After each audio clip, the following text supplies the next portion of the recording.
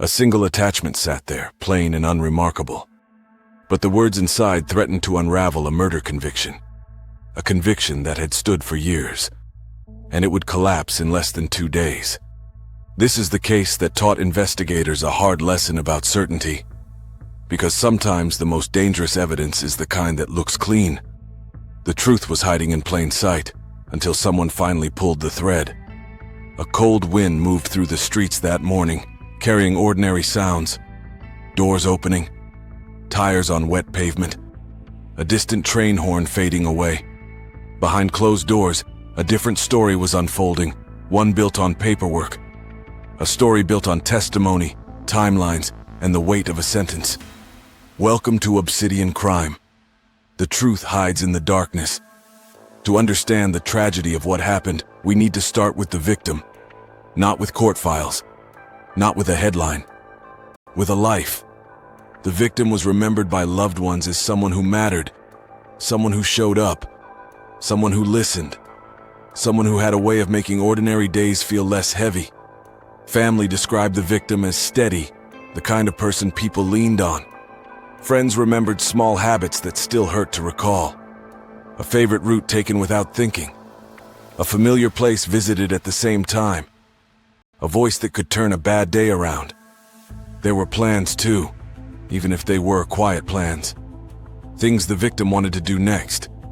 People the victim wanted to protect. Moments the victim expected to have because most of us do. What no one realized at the time was how fragile that assumption was. On the last day anyone could confirm, the victim moved through normal routines. There were messages sent. There were steps taken. Nothing that sounded like an alarm. Nothing that suggested a farewell. And then the victim vanished into the ordinary and did not return. When the crime was discovered, it did not arrive with a dramatic announcement. It arrived the way many tragedies do. Quietly. A missed call. A concern that grew heavier with each hour. A door that did not open when it should have. And then, silence. The location of the crime was treated as a delicate place from the start. First responders moved carefully, speaking in low voices. They documented what they could and protected what they could not replace. The initial evidence was collected with routine precision. Photos, notes, measurements, items that seemed small until they were not. Investigators worked to reconstruct the victim's last known activities. They traced movements. They requested records. They asked neighbors what they saw and what they heard. They asked family what felt different in the days before. But the answers were thin, and the gaps were wide. The lead agency took control and built a timeline from fragments. Key investigators divided the work and compared notes at night. They looked for patterns in the victim's habits. They looked for anyone who had reason to disrupt those habits. But someone was watching and staying ahead of the questions. Early theories formed quickly, then crumbled under scrutiny. A stranger theory, a personal theory, a random theory. Every theory had a problem. No clear witnesses, no clear motive, only a sense that the victim had been targeted, not stumbled upon. The first break came from what looked like a simple lead. A person who had crossed paths with the victim. A connection that seemed ordinary until investigators mapped it. Then they saw proximity, opportunity, and a story that shifted. The perpetrator became a name in a file, not yet a certainty. But investigators were about to discover something that changed everything. They started with interviews because people leave traces in their words. The perpetrator's background suggested instability and resentment. Not the kind that announces itself loudly. The kind that simmers, then finds a target. The connection to the victim was investigated from every angle. Detectives compared the perpetrator's statements to known facts. They checked travel, contacts, and timing. They looked for corroboration and found pieces that fit too neatly. A claim that placed the perpetrator near the scene. A detail that only someone close might know. Forensics added weight, though not the kind the public imagines. No single item shouted the answer. Instead, several small findings leaned in the same direction. They built a picture, and the picture pointed back to one person. The truth was hiding in plain sight, in the ordinary details. But here is the detail that still haunts investigators.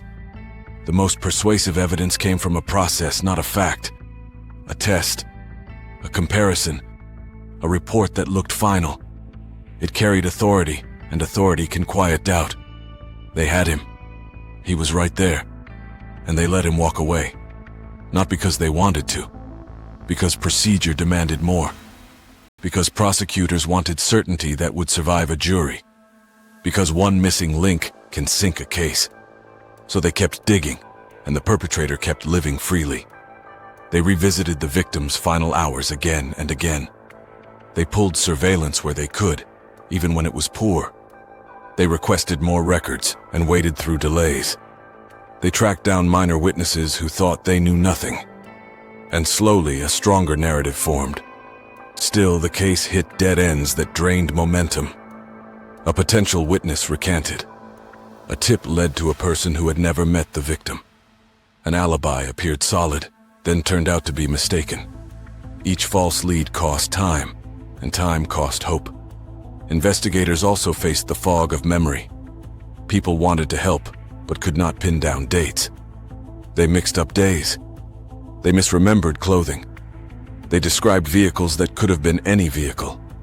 Behind closed doors, a different story was unfolding in the files.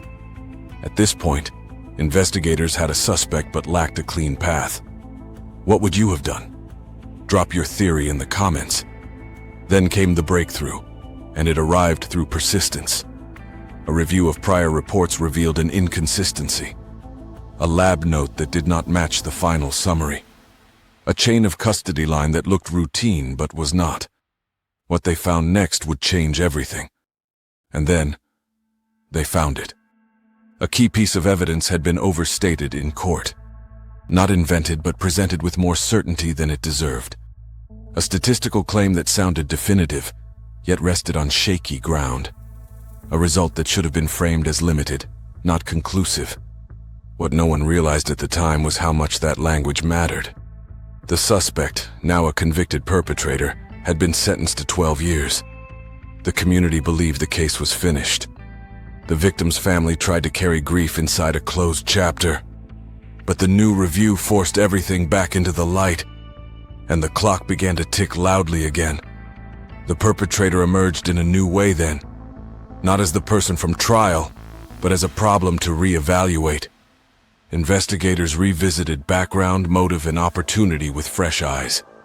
They retested what could be retested. They re-interviewed witnesses with different questions. If this case is keeping you on the edge of your seat, hit that like button.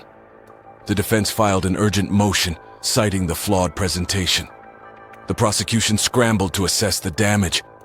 The lead agency was pulled into meetings that felt like triage, because if one pillar falls, the whole structure can collapse. And the victim deserved better than collapse. Detectives worked to rebuild the case without the tainted support. They searched for independent corroboration. They looked for admissions, digital traces, and overlooked patterns. The truth was hiding in plain sight, in old interview recordings. Words said years earlier began to sound different now. And then came the moment that changed everything. A witness, once considered unreliable, was reapproached carefully. This time, investigators brought documentation and patience. They did not push. They let the silence stretch. And in that stretch, the witness finally spoke with clarity. The new statement aligned with physical details from the scene. It also contradicted the perpetrator's original account, not in a dramatic way, in a quiet, damning way. A small timeline shift that could not be explained away. A simple fact that anchored the perpetrator to the critical window. The confrontation came swiftly after that. Officers located the perpetrator and served new legal papers. There was no cinematic chase, only a controlled arrest and a stunned expression. Because the perpetrator believed the old conviction had ended the story. What happened next would haunt this community forever. The legal system moved fast once the flaw was confirmed publicly. An appellate court ordered emergency review. The conviction was vacated pending further proceedings. Within 48 hours, the 12-year sentence fell apart. For the victim's family, it felt like losing the case all over again. The revelation was not that the perpetrator was innocent. It was that the process had been careless in one crucial place. A carelessness that gave the perpetrator oxygen. A carelessness that forced everyone back into uncertainty. And uncertainty is cruel when a life has already been taken. Investigators and prosecutors rebuilt with what they could stand behind. They refined the motive as a mix of fixation and grievance. They established the perpetrator's connection through documented contact. They showed opportunity through verified movement and timing. They used careful language because language had failed before. The darkest revelations came from internal review, training gaps, oversight gaps, communication gaps between units. No single person carried all the blame, but the victim carried all the cost. The truth was hiding in plain sight, inside a system meant to protect. But the darkest revelation was still to come.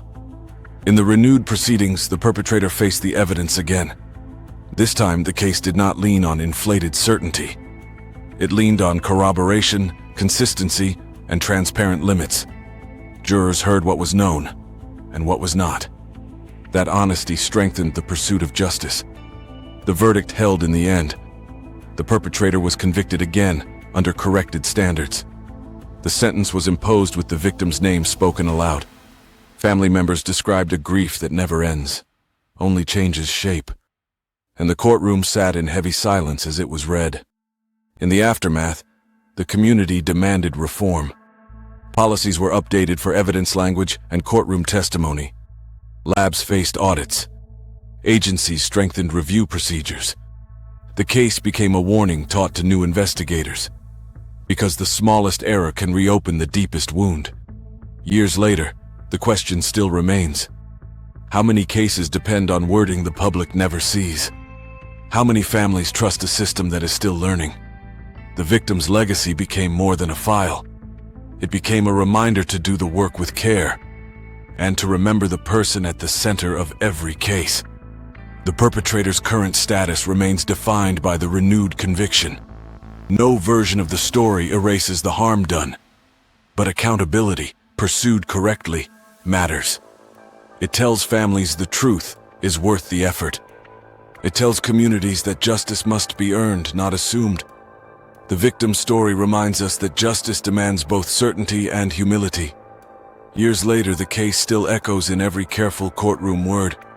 Our thoughts remain with the victims and their families. If you want more cases that reveal the darkness hiding in plain sight, subscribe now. Next time on Obsidian Crime, a disappearance that began with a borrowed car.